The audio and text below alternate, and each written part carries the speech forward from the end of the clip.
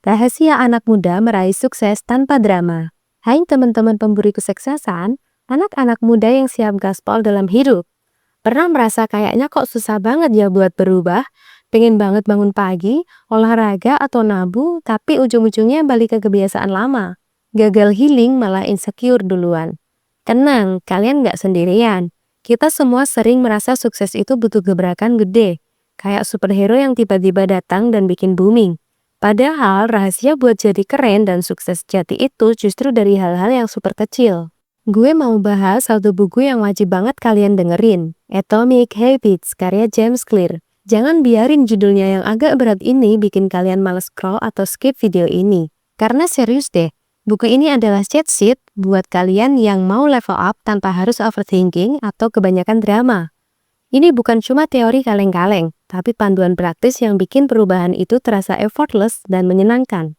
Kenapa perubahan kecil itu justru paling worth it? Kita sering banget menganggap remeh perubahan 1%. Kalian pikir, 1% doang apa bedanya? Justru disitulah letak kekuatan ultimate-nya. Bayangin, kalau kalian bisa jadi 1% lebih baik setiap hari selama setahun penuh, coba tebak, kalian bakal jadi 37 kali lebih baik di akhir tahun. Sebaliknya, kalau kalian 1% lebih buruk setiap kali, kalian bakal merosot hampir sampai 0. Ini bukan cuma matematika receh, ini adalah hukum alam dari kebiasaan. Penulis menyebutnya bunga majemuk dalam kebaikan diri, sama kayak uang yang berlipat ganda karena bunga majemuk. Pengaruh dari kebiasaan baik juga bakal melipat gandakan diri seiring kalian mengulanginya. Dampak dari perubahan sehari-hari memang terlihat kecil, kadang bahkan nggak kelihatan, tapi setelah berbulan-bulan dan bertahun-tahun dampaknya bakal dahsyat banget. Contoh keren dari British Cycling. Dulu tim balap sepeda profesional Britania Raya itu prestasinya biasa banget, bahkan bisa dibilang buruk selama hampir 100 tahun. Mereka bahkan pernah ditolak dibelikan sepeda oleh pabrik terbaik karena takut merusak citra merek mereka. Sampai akhirnya datang seorang direktur performa bernama Dave Brailsford di tahun 2003. Strateginya, menghimpun perolehan kecil. Filosofinya simple, cari margin peningkatan sangat kecil di segala hal yang mereka kerjakan. Mereka melakukan penyesuaian yang mungkin menurut kita sepele atau nggak penting. Merancang ulang jok sepeda biar lebih nyaman, mengoleskan alkohol pada ban untuk mencengkeram yang lebih baik, memakai celana pendek dengan pemanas listrik untuk menjaga suhu otot, menguji berbagai macam gel pijat, bahkan menyewa dokter buat ngajarin cara cuci tangan yang benar biar nggak gampang kena flu. Mereka mengecat bagian dalam truk tim dengan warna putih biar debu sekecil apapun bisa langsung terlihat dan nggak merusak performa sepeda. Apa hasilnya? Cuma dalam 5 tahun, British Cycling mendominasi Olimpiade 2008 di Beijing. Memenangkan 60% dari total medali emas, 4 tahun kemudian mereka memecahkan 9 rekor Olimpiade dan 7 rekor dunia. Pembalap mereka juga jadi orang Inggris pertama yang memenangkan Tour de France. Sukses itu bukan cuma tentang satu momen epik, tapi tentang produk kebiasaan sehari-hari. Perubahan-perubahan kecil yang berakumulasi ini menciptakan hasil yang luar biasa. Hati-hati dengan lembah kekecewaan.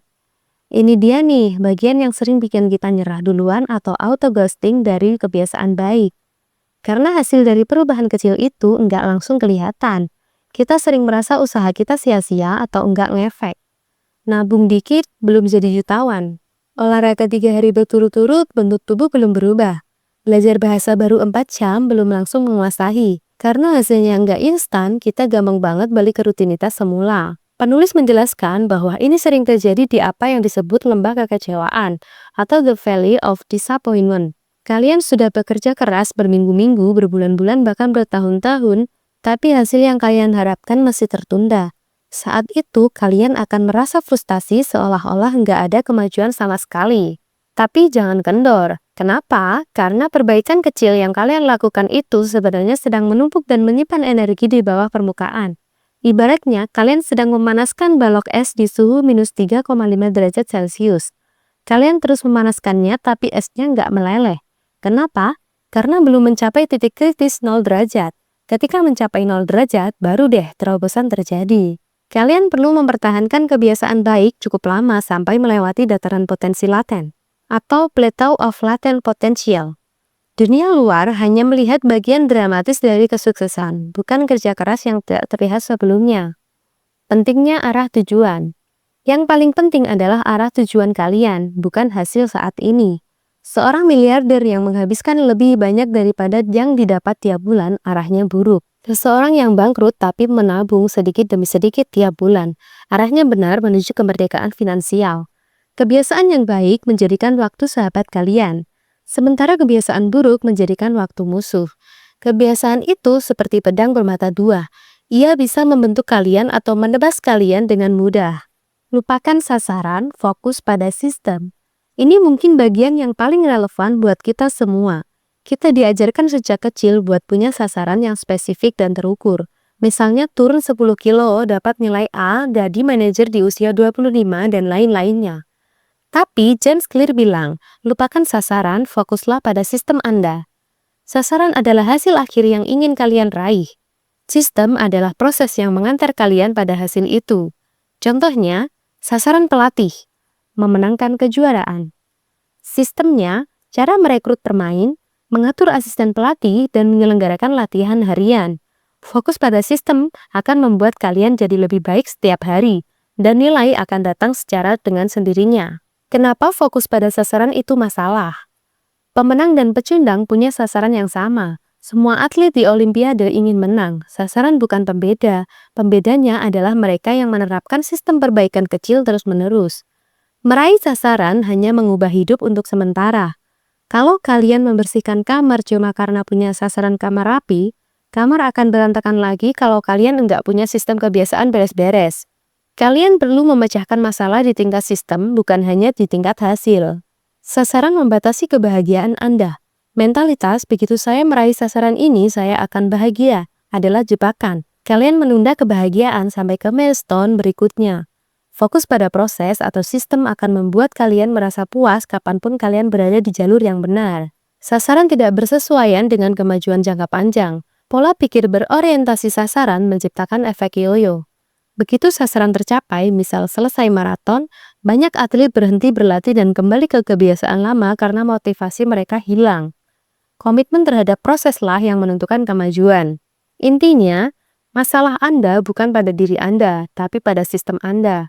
Atomic habit bukan sekedar kebiasaan kecil. Lalu apa itu atomic habit? Atomic habit merujuk pada perubahan sangat kecil. Peralihan yang sangat remeh, perbaikan yang hanya 1%, tapi atomic habit adalah kebiasaan kecil yang merupakan bagian dari sistem yang lebih besar.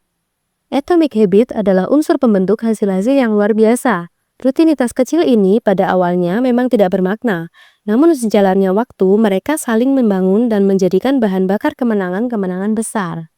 Bagaimana kebiasaan membentuk identitas Anda? Mengubah kebiasaan sering terasa sulit. Salah satu alasannya adalah karena kita mencoba mengubah sesuatu yang salah sasaran.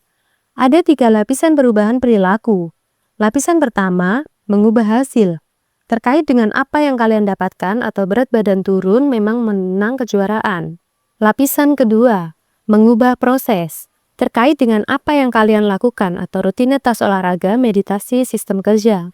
Lapisan ketiga, mengubah identitas. Terkait dengan apa yang kalian yakini. Misalnya, pandangan tentang diri sendiri dan dunia. Kebanyakan orang memulai dari hasil atau goal-based habit. Saya ingin kurus. Alternatif yang lebih powerful adalah membangun kebiasaan berbasis identitas atau identity-based habit. Contohnya, berhenti merokok. Berbasis hasil, misalnya, tidak terima kasih, saya sedang berusaha berhenti. Berbasis identitas. Tidak, terima kasih, saya bukan perokok. Atau perubahan identitas diri. Perilaku yang tidak sesuai dengan diri Anda tidak akan bertahan lama. Kalau kalian ingin punya lebih banyak uang, tapi identitas kalian adalah sebagai konsumtif, bukan produktif, maka kalian akan terus belanja. Perubahan perilaku adalah perubahan identitas. Satu-satunya alasan kalian mempertahankan suatu kebiasaan baik atau buruk adalah karena ia merupakan bagian dari identitas kalian. Sasaran Anda bukan membaca buku, sasaran Anda adalah menjadi pembaca. Sasaran Anda bukan berlari maraton, sasaran Anda adalah menjadi pelari. Identitas Anda muncul dari kebiasaan-kebiasaan Anda. Tiap kali kalian berlatih biola, kalian adalah seorang pemusik. Tapi tiap kali kalian berolahraga, kalian adalah seorang atlet. Semakin tinggi, semakin sering kalian mengulang suatu perilaku, semakin kuat identitas yang terkait dengan perilaku itu. Kalian hanya mempercayai suatu hal yang tentang diri kalian sendiri karena kalian memiliki bukti tentang hal tersebut. Proses 2 langkah sederhana mengubah identitas. Putuskan tipe orang seperti apa yang Anda cita-citakan. Buktikan pada diri sendiri dengan kemenangan-kemenangan kecil. Daripada fokus pada hasil, misalnya turun 5 kg, fokuslah pada tipe orang yang kalian inginkan untuk mendapatkan hasil tersebut. Misalnya, saya tipe orang yang sehat. 4 kaidah sederhana membangun kebiasaan yang lebih baik. Kebiasaan terbentuk melalui lingkaran umpan balik atau feedback loop yang melibatkan 4 langkah sederhana secara berurutan. Petunjuknya memicu otak untuk memulai perilaku dan memprediksi imbalan.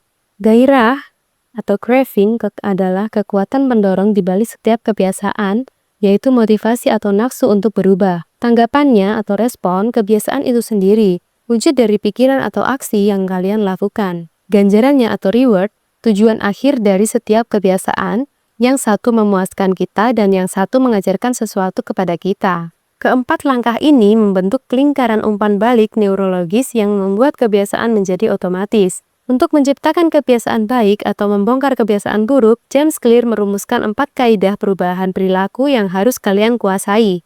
4 kaidah untuk menciptakan kebiasaan baik. Hukum pertama atau petunjuk. Kaidahnya jadikanlah terlihat. Tindakannya membuat clue kebiasaan baru Anda stand out atau misalnya letakkan buku di atas bantal untuk membiasakan membaca. Hukum kedua, gairah. Jadikan menarik.